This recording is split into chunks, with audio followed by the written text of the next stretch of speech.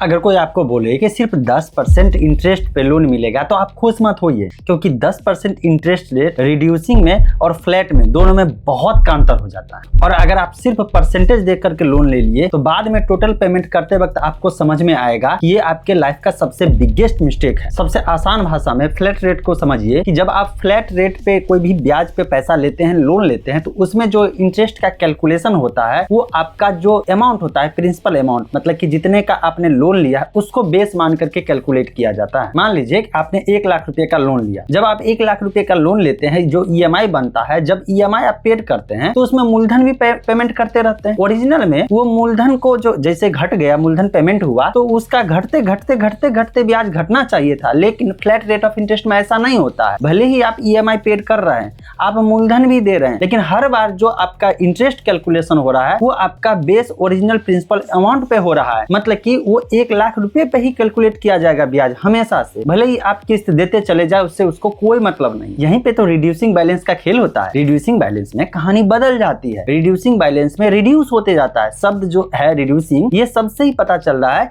कि आपका बैलेंस घटते जाता है। कौन सा बैलेंस घटते जाता है? मूलधन का अमाउंट, प्रिंसिपल अमाउंट घटते जाता है। जैसे मैंने आपको फ्लैट रेट में बताया कि 1 लाख रुपए का लोन आप लेते हैं और ईएमआई देते जाते हैं, फिर भी आपका जो मेन अमाउंट कैलकुलेट होगा, जो बेस अमाउंट होगा, वो हमेशा प्रिंसिपल अमाउंट ही होगा, क्योंकि ईएमआई में मूलधन दिए हैं, उससे मतलब नहीं है। लेकिन रिड्यूसिंग में रिड्यूस हो जाएगा। इट मीन जैसे कि 1 लाख रुपए का आपने लोन लिया और उसका ईएमआई जब कैलकुलेट होगा, तो ईएमआई जब आप पेड करते जाएंगे तो उसमें मूलधन और ब्याज दोनों मिलकर के ईएमआई बनता है। तो जैसे जैसे आप ईएमआई पेड किए तो इसका मतलब कुछ मूलधन भी पेमेंट हुआ, मूलधन घट जाना चाहिए। तो वही रिड्यूसिंग में मूलधन घटते चला जाता है, और जो मूलधन घटता है फिर उस पे रेट ऑफ इंटरेस्ट वही कैलकुलेट किया जाता है, और तब जाकर के आपका ईएमआई बनता है। और इस अनुसार से आपके लिए ओवरऑल रिड्यूसिंग और फ्लैट में जब देखेंगे डिफरेंस टोटल पेमेंट का, तो वो डिफरेंस बहुत ज्यादा हो जाएगा। अब मैं आपको स्क्रीन पे ले जाता हूं और एक रियल एग्जांपल से समझाता हूं रिड्यूसिंग और फ्लैट में कितना ज्यादा का डिफरेंस हो जाता है।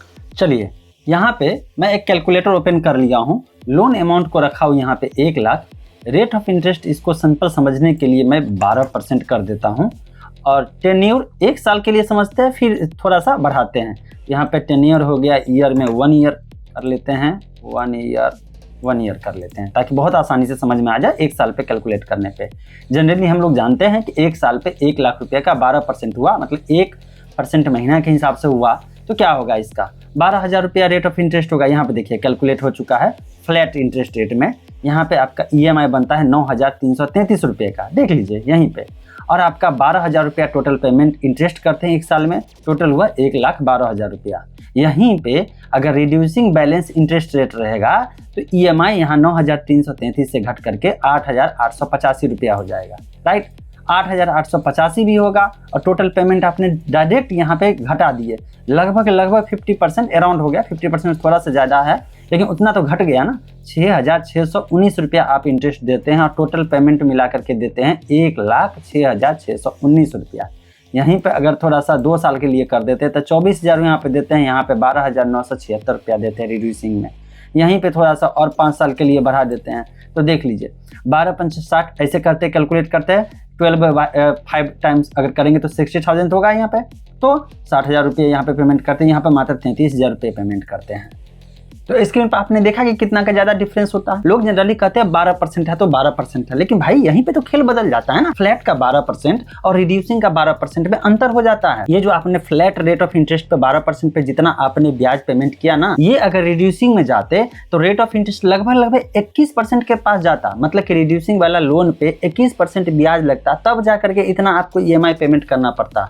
कितना ज्यादा का डिफरेंस हो गया। यहीं पे आपको कह दे कि 21% लोन, अरे बाप रे 21%, 20% कर दे, अरे बाप रे 20% लगेगा, 19% लगेगा, नहीं देना है, मुझे लोन नहीं लेना है और ईएमआई भी पेमेंट नहीं करना है, ब्याज नहीं देना है। लेकिन यहीं पे फ्लैट में कह दे 10%, 12% कह दे, हाँ भाई दे दो, लोन दे दो, और यहीं पे तो मिस्टेक हो जाता है। लेकिन इसका मतलब ये नहीं है कि हर फ्लैट रेट ऑफ इंटरेस्ट खराब होता है और हर रिड्यूसिंग लोन इंटरेस्ट जो होता है, रिड्यूसिंग वाला जो ईएमआई होता है वो बढ़िया होता है। ये सिचुएशन पे डिपेंड करता है कि फ्लैट कब बढ़िया हो जाएगा और रिड्यूसिंग कब खराब हो सकता है, क्योंकि एक्चुअल कंपेरिजन में लोन अमाउंट देखा जाता है, टेन्योर देखा जाता है, आपका प्रोसेसिंग फी देखा जाता है, फोरक्लोजिंग चार्जेस देखा जाता है, या अदर जितने भी चार्जेस जो होते हैं, जो हिडन चार्जेस होते हैं, वो सब ध्यान देखने के बाद फाइनल देखा जाता है कि अगर 1 लाख रुपया लोन लेते हैं तो final flat rate of interest पे कितना अंतिम पेमेंट करना पड़ेगा, टोटल पेमेंट आपको वापस कितना करना पड़ेगा, और अगर रिड्यूसिंग रेट ऑफ इंटरेस्ट पे लेते हैं उसमें टोटल कितना पेमेंट करना पड़ेगा। और ये कंपेयर कैसे हो सकता है?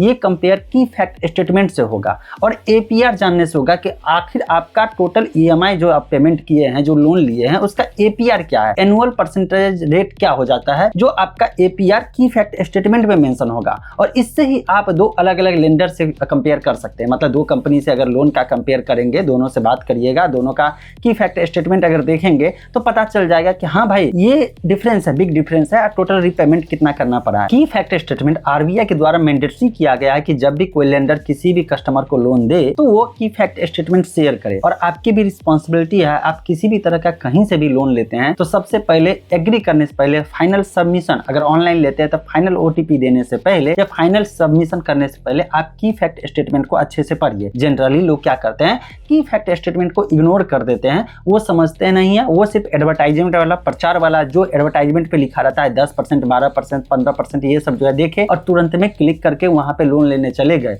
अब उनके दिमाग में है कि बहुत सस्ता मुझे लोन मिल रहा है, लेकिन जब की फैक्ट स्टेटमेंट में जाकर देखेंगे तो वहां पे सारे शर्तें होते हैं, वहां पे आपका एक एक ईएमआई का डिटेल्स रहता है। अगर 24 महीने के लिए या 36 महीने के लिए या 60 महीने के लिए तो पूरा का पूरा ईएमआई का कैलकुलेशन की फैक्ट स्टेटमेंट में मेंशन रहता है, एक एक लाइन में कि आपका प्रिंसिपल अमाउंट कब, किस ईएमआई में कितना पेमेंट करना पड़ रहा है, किस महीने में कितना पेमेंट करना पड़ रहा है, कितना आप इंटरेस्ट पे कर रहे हैं, कितना परसेंटेज एनुअल परसेंटेज रेट पर जाएगा आपका, और इसके बाद आपका प्रोसेसिंग फी क्या होगा, जीएसटी कितना लगा, आपका हिडन चार्जेस जितने भी होंगे उसमें सब सब सब मेंशन होगा। वहां पे यहाँ तक कि फोरक्लोजर चार्जेस भी लिखा रहेगा कि आप जो है लोन को एकाएक आपके पास पैसा आ गया, चुकाने के लिए आ गए तो वहां पे आपको देना है या कब नहीं देना है या किस कंडीशन में देना है, ये सब कंडीशन भी वहां पे मेंशन रहेगा। मतलब असली लीगल बैटल वहीं पे होगा कि अगर किसी भी कंडीशन में आपको और लोन देने वाली कंपनी के बीच झगड़ा हो गया और लीगल एक्शन आप ले लिए तो उस समय में वही की फैक्ट स्टेटमेंट काम आएगा जो आप इग्नोर कर देते हैं, जनरली लोग इग्नोर कर देते हैं। तो मेरे दोस्त, अगली बार जब भी कोई लोन देने वाली कंपनी अगर प्रचार करे और फाइनल लोन लेने के लिए आप जाते हैं तो वहां पे अगर 10% लिखा रहे तो जनरली ये मत समझिए कि 10% ठीक है। सबसे पहले तो यहीं पे पूछ लीजिए कि फ्लैट है या रिड्यूसिंग है, पहला। दूसरा पूछ लीजिए एपीआर कितना हो जाता है, वही इफेक्टिवली आपका रेट ऑफ इंटरेस्ट वहां पे पेमेंट कर रहे हैं वो पता चल जाएगा वहां पे। और इसके बाद देख लीजिए फोरक्लोजिंग चार्जेस है या नहीं है। ये 3-4 चीजें अगर देख लेंगे ना तो आप कभी ठगाएंगे नहीं। अच्छा, आप या आपके घर में कभी भी कोई लोन लिया है तो बताइए वो जो लोन अभी चल रहा है वो फ्लैट में है या रिड्यूसिंग में है, ताकि मुझे पता चले कि मैक्सिमम लोग फ्लैट में इंटरेस्ट दिखाते हैं या रिड्यूसिंग में इंटरेस्ट दिखाते हैं। वीडियो इंपॉर्टेंट है, शेयर किए बिना मत जाइएगा।